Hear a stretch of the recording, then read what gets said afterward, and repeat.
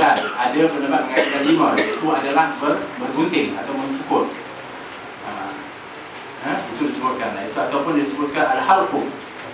Tapi ada pendapat mengatakan tak, 4 yang al-halqu itu hanya untuk nak menghalalkan yang daripada ihram.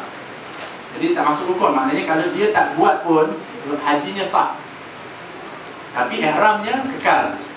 Sehingga apa yang dia buat di dalam masa ihram melanggar kepada ihramnya, seperti pakai baju yang berjahit, seperti dia mencabut kuku dan sebagainya, maka dia dikenakan dam. Itu perbezaan. Ada yang mengatakan tak, dia kena daripadanya. Tapi pendapat yang mengatakan ada 4. Yang begitu juga dalam umrah. Dikatakan rukun umrah itu ada 3. Yang pertama al-ihram. Al-ihram yang dimaksudkan kita sebutlah itu. Bukan ihram itu pakaian. Kita kadang-kadang ihram pakaian. Tak, ihram itu adalah niat ihram. Niat mengharamkan apa yang halal sebelumnya. Kalau kita boleh pakai baju biasa masa ihram, kita dah niat dah, tak boleh dah pakai baju yang berjahit, kecuali orang perempuan. Tak boleh dah ketika itu menggunting rambut. Tak boleh ketika itu mencabut kuku ataupun menggetik kuku. Tak boleh dah lagi pakai kasut. Tak boleh lagi ketika itu untuk nak bersama. Jadi banyak pantang larang ihram. Jadi al-ihram adalah niat ihram. Dimasukkan di situ. Jadi kalau kita niat ihram, nawaitu umrah wa ahramtu biha lillahi ta'ala. Maknanya ketika itu kita niat macam itu, masuklah kita ketika itu dalam pantang larang ihram. Kemudian yang keduanya tawaf. Tawaf adalah merupakan rukun umrah. Ada umrah wajib, ada umrah sunnah. Umrah wajib ketika masuk ke kota haram, datang Malaysia misalnya, pergi ke Makkah, maka umrah itu adalah umrah wajib, iaitu umrah kita datang masuk ke kota haram. Kalau kita masuk daripada Malaysia terus nak pergi ke Makkah, kita ada tempat yang mana kita kena miqat. Di mana? Zul? Cuba tahu. Ya? Qarnu Manazil. Kalau daripada Yaman, Jalamlam. Dia ada tempat miqat. Qarnu Manazil. Di atas pesawat. Ini kalau orang yang masuk turun ke Mekah. Sebab ada bahagian yang mengatakan, oh boleh kita berihram di Jeddah kalau kita nak pergi, tak. Walaupun dalam kitab disebutkan ada, betul.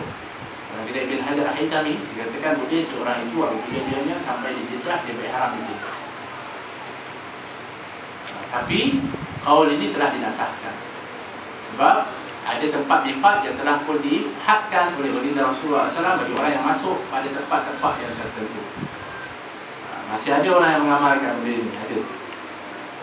Kalau khususnya orang-orang Indonesia misalnya, dia datang, dia miqat di mana? Di Jeddah. Di airport tu, di Kuala Lumpur. Tapi asalnya dari hukum. Misalnya Syafi'i ketika ditanya ketika itu, kenapa dalam tu ada tulis? Dikatakan ini adalah berdasarkan kepada lain perbezaan kenapa disebutkan boleh bermiqat di Jeddah itu. Tapi daripada apa yang kami dinakalkan daripada guru-guru kami, tak, semuanya adalah di tempat miqat, kata Risalah Musyaf. Jadi nak supaya kita faham, sebab nanti dia yang kita ada tulis, kita adalah perlu kita faham. Bertawaf dan juga tawaf. Setelah itu kita masuk ke itu, kemudian kita kena tawaf wajib. Ini adalah tawaf rukun. Itu rukun daripada umrah. Tawaf 7 kali pusingan. 7 pusingan dengan menghadapkan bahu kiri ke Kaabah. Dengan niat tawaf. Bukan dia untuk cari orang. Ada orang kadang-kadang dia tawaf, betul dia tengok macam kenal dia cari ninja. Ada lagi dia minta maaf, kadang-kadang dia bawa yalah orang rumah ke apa semua. Akhirnya daripada dia tawaf, dia mencari pula rumah dia terpisah. Sudah niat dia tertukar, itu dia tahu. Tawaf ini kata Nabi seperti solat. Lepas tu dia kena berwuduk di dalam tawaf. Kalau tak wuduk, tidak sah. Orang perempuan minta maaf yang mana ianya datang bulan, dia tidak boleh tawaf. Tak boleh tawaf. Sebab ianya adalah perlu bersuci. Jadi dia kena, kalau orang perempuan yang mana dalam keadaan tersebut, dia kena tak boleh tawaf. Kalau dia dah niat ihram, maka di dalam ihram sampailah dia bersih, kemudian baru dia boleh tawaf, kemudian baru dia boleh sa'i. Boleh tak dia sa'i dulu? Tak boleh. Sebab apa? Sa'i ini mesti tertibnya selepas tawaf. Tapi kalau orang haji boleh. Contohnya orang yang mana dia ni haji haji apa? Ifrad misalnya. Ifrad, dia umrah setelah haji. Tapi dia boleh sa'i, memanglah sebab dia kena tawaf dulu, tawaf qudum. Tawaf qudum bukan tawaf haji. Dia tawaf masuk, selamat datang. Lepas itu dia sa'i wajib, sa'i rukun. Sa'i rukun haji. Boleh tak? Boleh, sebab dia dah tawaf. Dia mesti selepas tawaf. Mesti selepas tawaf baru boleh buat sa'i. Tak kira tawaf apa. Itu dia punya syarat. Tapi tawaf pula mesti dia dalam keadaan taharah, mesti dalam keadaan suci. Jadi kalau perempuan tak boleh lah. Kalau dia boleh awal lagi dia tak masuk, dia tak boleh tawaf, dia tak boleh sa'i. Walaupun sa'i itu bagi orang yang ada haid ataupun orang yang tak berwuduk sah. Faham kan? Jadi tawaf boleh. Sebab tu bahagian tawaf itu disebutkan bukan daripada sa'i. Sa'i itu bukan daripada masjid. Sebab tu boleh orang-orang yang perempuan yang haid duduk di situ dan juga boleh untuk sa'i. Tidak ada beza dia.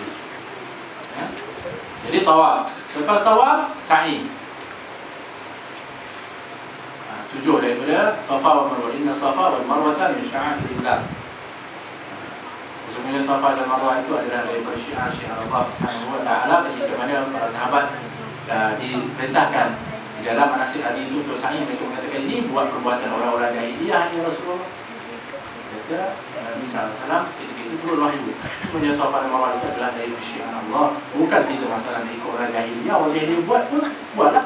Tapi yang kita buat sekarang ini kerana dia adalah syiar Allah SWT yang diambil dari pengajaran peristiwa berlakunya ketika mana Siti Hajar meninggalkan Nabi Ismail, kemudian dia pergi dari Safa ke Marwah mencari kepada air. Jadi sa'i itu adalah merupakan rukun hujung daripada Safa ke Marwah. 1, Marwah ke Safa 2. Jadi begitu hujung. Ada orang yang dia buat 14. Sebab apa? 1 Safa, Marwah 1. Ada. Main ini ilmu kan. Ada orang yang tak tahu. Ingat 7 seperti mana tawaf Nabi ke tempat tu lah. Jadi 14. Subhanallah. Lebih pahala dia. Lebih pahala pelajaran. Jadi 3 ini yang disebutkan adalah rukun. Al-halqu aw taksiru fi ahli qawlain, bergunting atau bercukur, itu adalah salah satu daripada 2 pendapat yang mengatakan termasuk daripada rukun. Yang kita pegang biasanya dia termasuk rukun. Jadi kita biasanya buat kalau umrah, ihram, niat, kemudian kita tawaf, kemudian kita sa'i, kemudian kita bercukur ataupun kita bergunting. Sekurang-kurangnya 3 helai. Bagi orang yang ada rambut. Yang tak ada rambut, lalukan daripada pisau itu di atas kepalanya, gunting itu di atas kepalanya. Mesti ada syarat juga. Ini adalah merupakan rukun daripada umrah.